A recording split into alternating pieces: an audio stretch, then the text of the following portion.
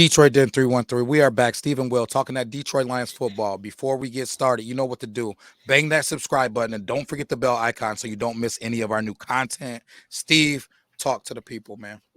Well, I told you this before that one day, a couple days ago, I was sitting around, I was watching a YouTube video, and the title was NFL Draft Gems. So Yep. it caught my attention, and I watched it.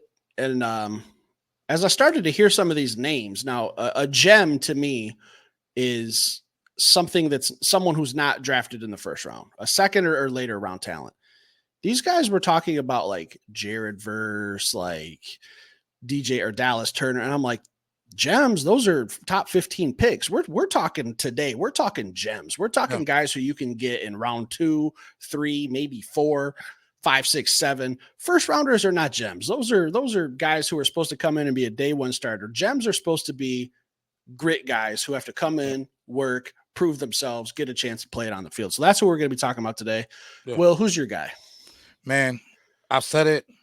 If you watch our show, you should already know a handful of guys that I like. But if we're talking about a gem, to me, the definition of a gem is somebody who is better than where they're probably going to get drafted. Their upside is a lot stronger than where people are seeing them at right now. And I don't even see it as upside. I think this dude, if you got eyes like Chris Spillman and Brad Holmes and Dan Campbell, you might have this guy a little bit higher than a lot of people do. And mine is none other than Max Melton. Max Melton's a dog, man. But when I think about Max Melton, I think about Jack Campbell. I think about guys, you could easily see this dude get drafted a little bit earlier than people might feel comfortable with. But if he could be a guy on the back end of that, you're like, man, now I get it. Now I see why they're voting the Detroit Lions class the best draft class. Now I wish I could go back, hindsight being 2020, and go grab a guy like that.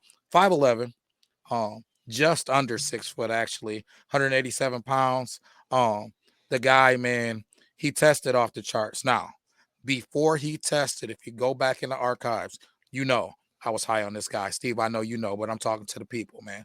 He was in both your mock drafts, if I'm not mistaken, or at least one of them for sure. Yeah, he was a guy that I was high on because of the film. Forget all of this was before the combine. He's a guy we did a show on before the combine. But what did he do at the combine? What we talk about. Validate what we saw on film. 4.3 guy, right? We talk about that 10-yard that 10-yard dash being super important. We talk about Justin Jefferson's 10-yard dash. 4.54. We talk about some of these faster guys that are running these 4.52s. What is Max Melton's 10-yard dash? 4.51. This is a guy who's explosive. And I'm going to tell you more about his explosion because he's got a 40-plus inch vertical. And he's also got an 11-foot, 4-inch broad jump.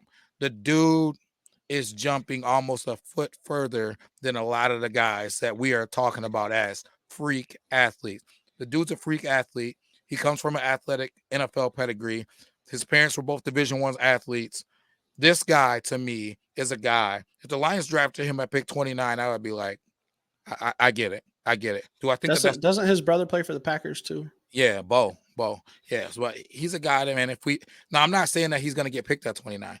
He's projecting later on in the draft. But to me, all I hear is Nate Wiggins, Quinyon Mitchell, Kool-Aid McKinstry, Terrion Arnold.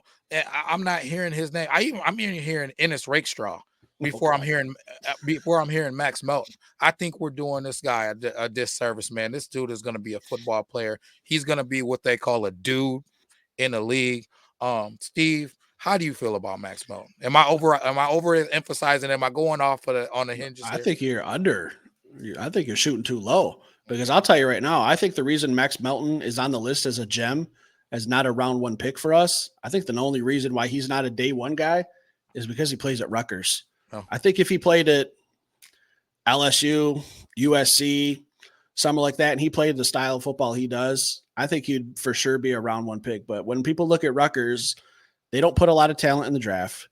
I'm not trying to beat up on Rutgers. This isn't an episode to break down Rutgers. They're one of the oldest programs in NCAA history. A lot of respect, a lot of tradition, tons of history. They're a nice school. If your kid went to Rutgers, you'd get an A+ education. But on the football fields, they struggle. Let's just put it nicely. But every now and then they put a guy in there. Who's the running? Isaiah Pacheco came from Rutgers. Every now and then they put a guy in there who has to work a little bit harder, prove himself a little bit more, a little chip on the shoulder. Isaiah Pacheco, we're talking Max Melton. I could see him being the same type of player. Like, he's going to get drafted. I think he's a late second round, third round pick, somewhere in there. If he's a Detroit Lion at any point in the draft, I don't want him at 29, but anywhere in the second or third round, I'm ecstatic. It's an A+ automatically. He's physical. He will hit you. He will blow up bubble screens. He will get in the box and help in the run game. He will be physical with receivers. He'll jam it. He does it all. He checks the boxes.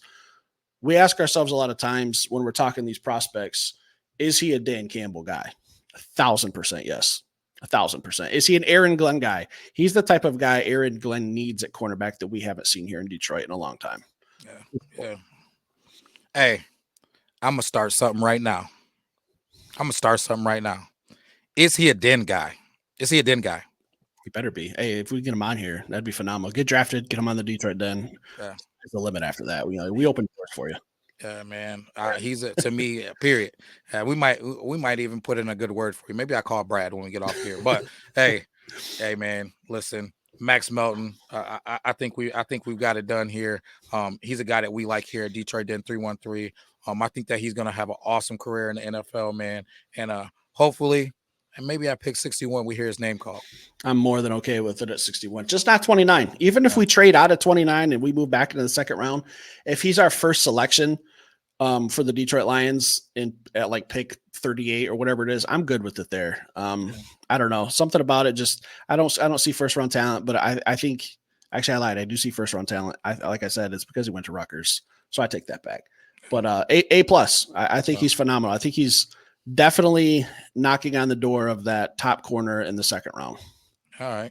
That being said, Steve, who was your draft, Jim? Same position, different school. Renardo Green from Florida State. Same thing. Like, look, it's fun to watch these guys at the Pajama Olympics, the combine. He also tested really well. 6 foot, 186 pounds. He's a little bit bigger than Max. Plays the same style of football. Went to the combine, ran an official 4.4940, subpar 5. That's very good. 10-yard split. We've been talking about that an awful lot. 1.53. He's right in that range of, some of those big name receivers. And what I look at, cornerback is a hard position for me to really look at. But what I do is I go and I watch Renardo Green and I say, who was his biggest matchups this year? LSU. He took on Malik Neighbors, Brian Thomas Jr., and he was with them. He was playing with them. Like, I'm not going to say he won. I'm not going to say he lost. But they played LSU, and Brian Thomas Jr. and Malik Neighbors are top 15 picks. Renardo Green was out there being physical with them, playing some damn good football. And I'm not saying he Charles Woodson them and lock them all up and all that. I'm not going to say that, but it was impressive enough for me to say, I'll take a chance on him. I'll take a chance on him. Yeah, he was not outmatched. That's a good way to put it. Yes. Round 3, again, I think that's kind of his fit. I think it's a position of need. I like our secondary. I like what we've done with Carlton Davis and Meek Robertson. But my question is, someone's going to get hurt. It's the NFL, and I don't want anyone to get hurt, but it's just the nature of the beast. We're going to probably be missing a cornerback here and there for a couple games. We need some depth. He's a guy you can at least get on the field. You can draft him. He's not sitting the pine for a whole season like a Broderick Martin. And I think he's going to at least get on the field some way, but probably not an instant starter. Yeah. You know what Aaron Glenn likes to do? Play man coverage. Play man coverage. Put some respect on his name. Give up a lot of yardage to receivers. He's about to have a year. He's about to be DC of the year. But anyways, he likes to play man coverage. And what does Green do well? Play that man. He loves to play man. He loves to play press man. And hey, don't mess around and get us some guys, man. Some dudes that can play press man. Meek can play man. Carlton Davis, he's already told you what he's coming to Detroit to do. Let's get some more of these dogs, man. Zone is something I feel like you can teach. Zone is something that we can scheme and do some film study and learn about. Yeah, I'm not going to say you can either do it or you can't, but it's a hard thing if you haven't been able to play press man your whole life to just flip the switch and start doing it, man. So Green is going to be a day one guy that feels real comfortable playing that man, and that's what I like about him. I'm gonna be honest. The pick might excite me, and I'm gonna say might excite me for one reason and one reason alone. Where are you gonna draft Green at? What pick would it be?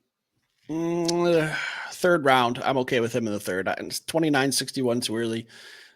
Depending on what we do, I know he won't be an option if we take a cornerback in round 2. It'll probably be like, all right, the dream of Renardo Green is probably dead. Yeah. But if it's Max Melton in round 2, I'm okay. Now let's say it's reverse. What if it's Renardo Green and Max Melton's there at round 3? Are you going to be okay? Yeah, you will. I'm running to the podium. Running. I'm running.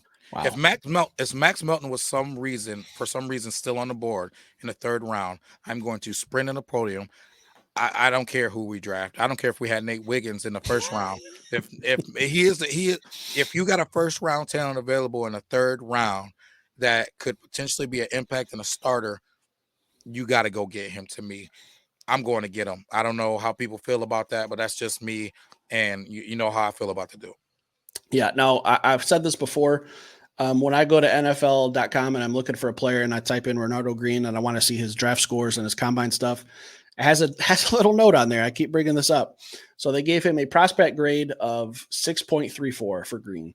And the note says, will eventually be a plus starter.